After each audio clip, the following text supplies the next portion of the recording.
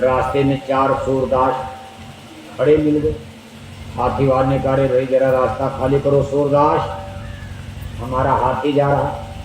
तो सूरदास लोगों ने कहा, भाई बड़े भाग से आ गए, जरा आज हम लोग भी हाथी देख ले। हाथी वाले ने कहा, भाई आपके पास तो आंखें नहीं, किसी के पास सब अंधे हो, कैसे हाथी देखोगे? अरे कहा, महाराज खड़ा तो कीजिए, हाथी देखा जाएगा। पहलवान ने हाथी खड़ा कर दिया। और सूरदास जी, पहले सूरदास पहुँचे, ऐसे टटोलते टटोलते पहुँचे, उनके हाथ में हाथी का पेट वाला, बड़ा पेट वाला हिस्सा है, ऊपर नीचे ऐसा सहला। अब सूरदास ने अंदाजा लगा लिया कि हाथी तो दीवार के समान है बिल्कुल। अरे दूसरे सूरदास गए, उनके हाथ में हाथी का नीचे मोटा पैर आ गया, ऊपर नीचे ऐसा सहारे का, तो पेड़ की जड़ समझो, पेड़ का तना। हाथी बिल्कुल पेड़ की तरह सीधा सरपट नजर आ रहा है, वो भी किनारे हो गए। तीसरे गए, उनके हाथ में हाथी का कान वाला हिस्सा आ गया। अरे गाय तो जैसे सूप होता है, ये उसी तरह के हाथी नजर आ रहा है। चौथे गए तो पूंछ मिल गई। अरे गाय, हाथी तो बिल्कुल सर्प की रस्सी की तरह है। अब हाथीवान को हाथी लेकर चला गया, चारों सूरदास बैठ गए। कहा, हाथी देखा? कहा, हमने हाथी देखा, हाथी दीवार के समान।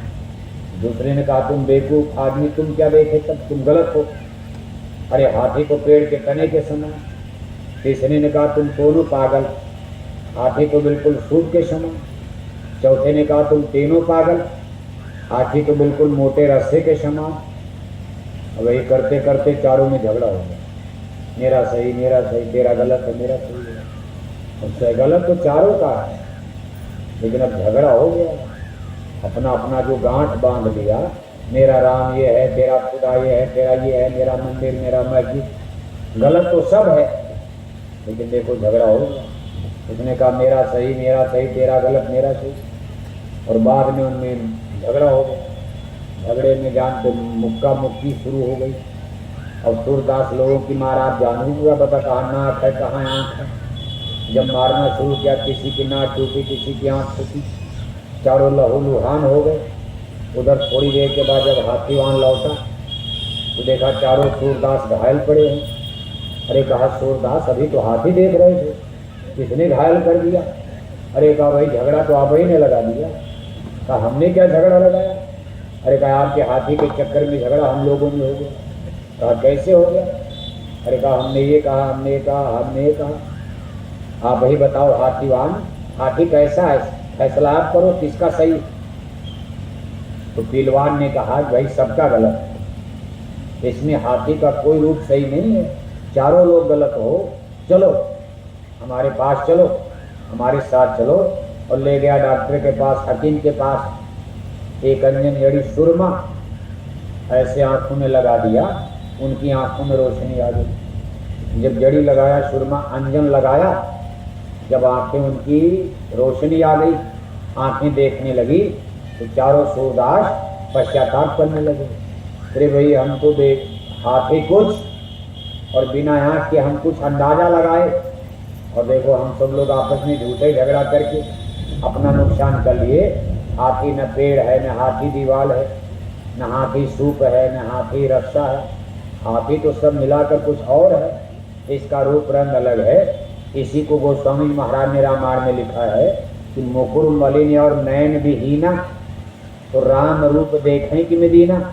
ये दीन बेचारे, गरीब बेचारे, ये बेचारे संसार के। यहाँ गरीब माने धन दौलत से नहीं, यानी जो जीवात्मा यहाँ फंस गई कर्म जाल में, हम सब लोग दीन हो गए, गरीब हो गए। क्योंकि मौत के नरक जाना है, तो सब गरीब ही हो, धन दौलत क्या करेगा?